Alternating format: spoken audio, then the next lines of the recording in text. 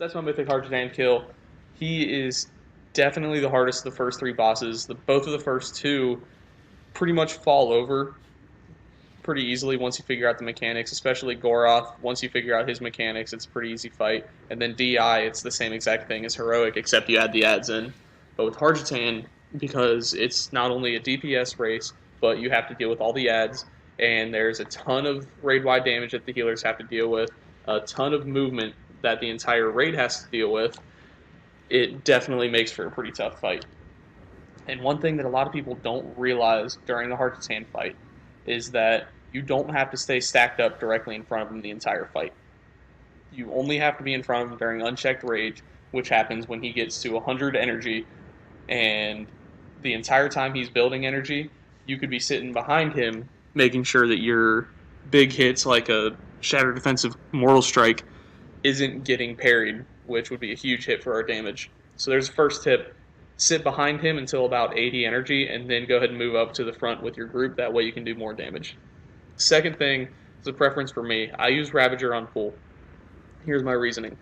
The first ad group melts with Hero. We have so many other classes that have way longer cooldowns than us that they can pop it at the beginning, and they still have their cooldowns up for when the first ad group gets there, that I kind of ignore them other than just sweeping strikes and like getting my mortal strikes to hit both of them and execute onto the boss and stuff like that. But I don't go out of my way to damage that first one. I just try to do damage on Harjatan. Second reason is if we don't use Ravager on pull, we're missing out on a lot of rage for that first amount of time before the ads spawn. And I went from not using Ravager on pull doing probably 800,000 damage per second to by the time the ads spawned, I was doing 2-3 million damage per second because I was able to use that cooldown and because I had all the rage to work with and I was able to do my full rotation without worrying about being hindered by the rage aspect. The other thing with that is you're able to pre-pot with Potion of the Old War, which does way more damage when you have it instead of Potion of Prolonged Power. And because you front load your cooldowns so much and you have Hero at the beginning, I definitely prefer Old War for the pre-pot on that. And the execute phase over Prolonged Power. I don't even use it for the Harjatan fight. The next tip I have for you is when he does the unchecked rage to break an egg. So when you're on the egg, if you have it selected, always throw your rend up when Harjatan gets pretty close to being able to do his damage to break the egg.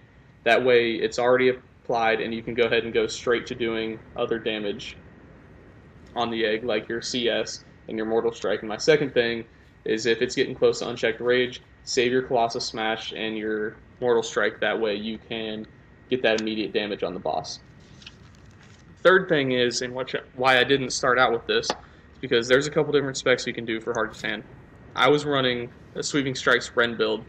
That way I was able to cleave, but also do a lot of single target damage because it is such a DPS race.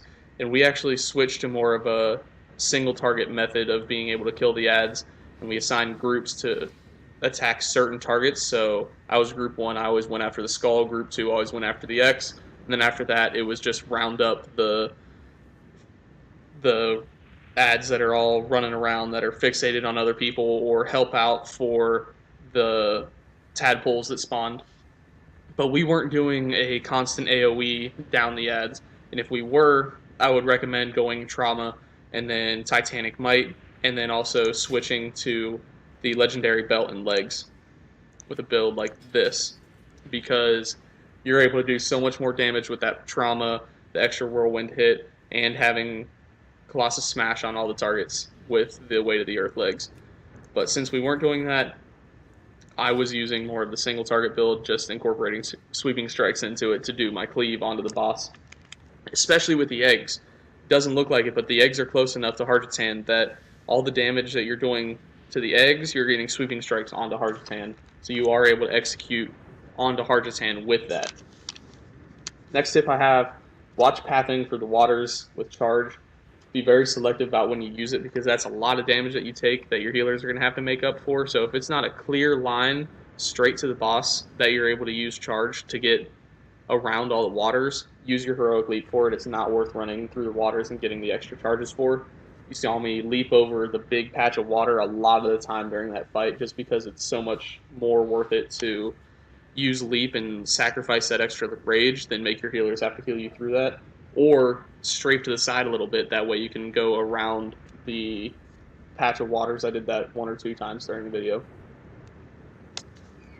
Last thing I have for this fight, and it's a little thing, but every little thing helps when you're on a fight like that. That's a pretty difficult fight, is to use your commanding shout at pivotal points and also possibly coordinate with other warriors in your group to do the same thing. During the burn phase at the end, I always try to make sure I have commanding shout, just because there's so much raid-wide damage, and anything that you can do for your healers to help them out for that last phase is worth it.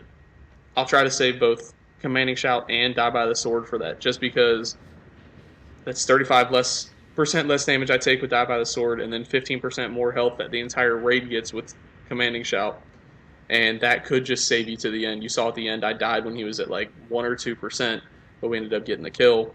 There's just so much damage that it's really hard for your healers to keep up, and any little thing that you can do is going to help them.